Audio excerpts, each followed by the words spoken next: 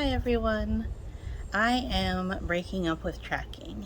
If you've been following me either here or on, there's a little bit where I was sharing my journaling on Instagram. You know that I am a big tracker. I'm a big journaler, bullet journaler, like monthly journaler, showing my tracking progress for all sorts of things. Habit trackers are probably my favorite, but I also have like word trackers when I'm writing, tracking. I track my steps. I was recently just finished 1,000 day streak on Sporkle, so I had to track that every day. Um, there are like other streaks that help you like get more Neo points on Neopets. So that was something that I was tracking. In the past I've tracked. I think I already said I tracked my steps, but like sometimes I would track my weight. Sometimes I would track everything that I ate. Sometimes I would track like even just tracking like your mood trackers. That's a big tracking thing, but it all the main thing that I do is tracking, like doing to-do lists, which is a little bit different than habit tracking, but then the habit tracking is the biggest thing that I've done. Oh, and then like I think I said tracking what I eat, but also this I never really did this, but like also tracking your calories, tracking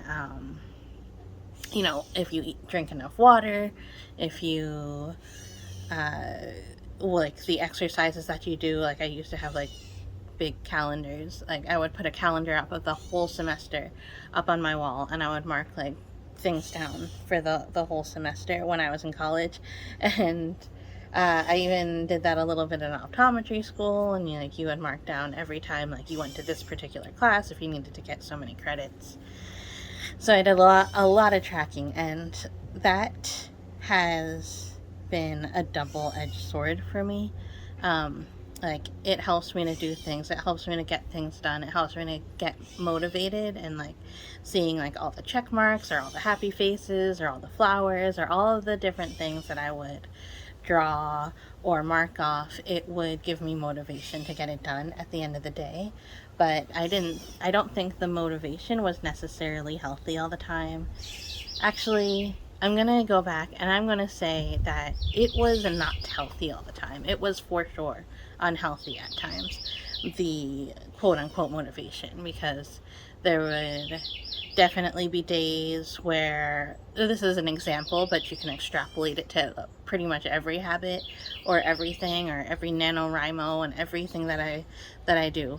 For example, if I was on some sort of challenge to do 10,000 steps a day, there were days at 11:50 I was just marching or running in my room to get to the 10,000 steps. And like, that's like kind of arbitrary, right? Like, that's not how you build habits. So, um, yeah, when you build habits, it's just like something that you do without having to track it, right? And um, I don't know. I never wore a Fitbit or anything anything like that, but I did track my steps on my phone quite a bit for like, especially like 2023 was like a big year. I think I did 30,000 steps a day 1 month in March of 2023 or something, and then there are some months that I did like 12,000, and then like there was a point where I was like, I feel confident that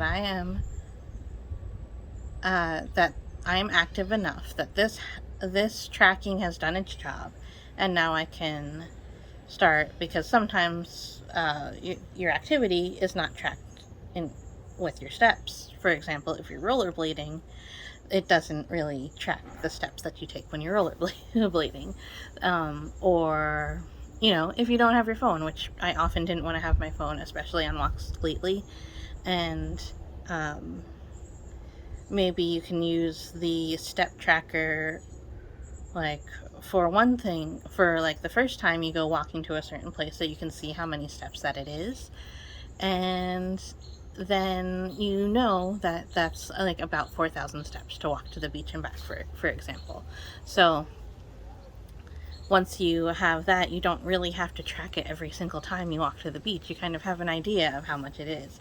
And then when that habit starts to become a habit, then like you can just leave it up to that, and you don't have to put your mind on it and think about like all the steps and stuff that you did. I think I have a bad relationship with tracking. This tracking might be like exactly perfect for you, but it's not perfect for me because I am not so into the reward system that I was raised in, and like getting that little reward, like the little confetti that you have on your screen, feeds into something that's like deep in me that's not great. Like getting rewards for certain things and like how you get rewarded and how that like affects a power structure and stuff.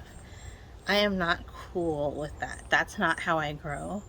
And I want to grow. I want to become better. And so I am breaking up with habit tracking and finding different ways to kind of internalize, intuit a lot of these things that I want to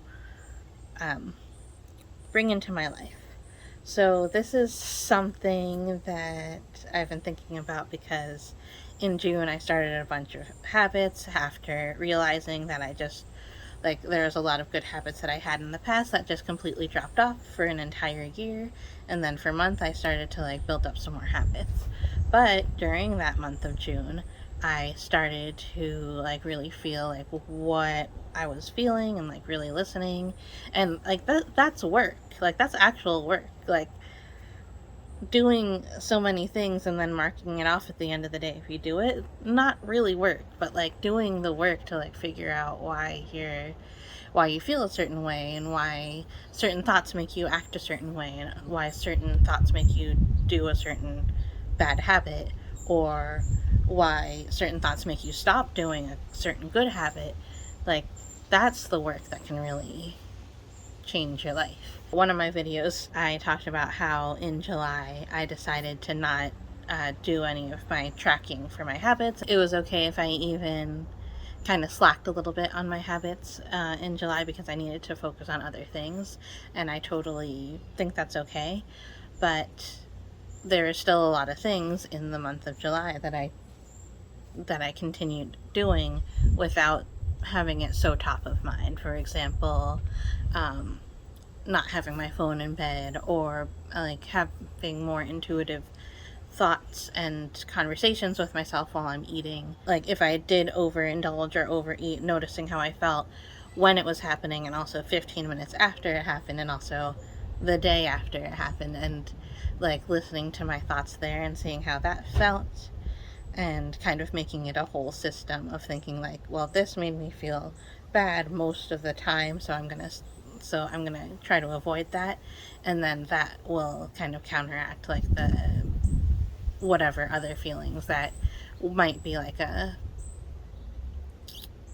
temporary positive, or more accurately, it would temporarily dull some of the negative thoughts that I had. I feel like I'm rambling now, but the most important thing I want to say is that if you are a strict tracker and you feel like you've been tracking a long time and you feel like you're not happy with it, consider breaking up with tracking and thinking about your habits in a different way. Like this is a friend that you're going to have with you all of the time instead of like a task that you have to do every day.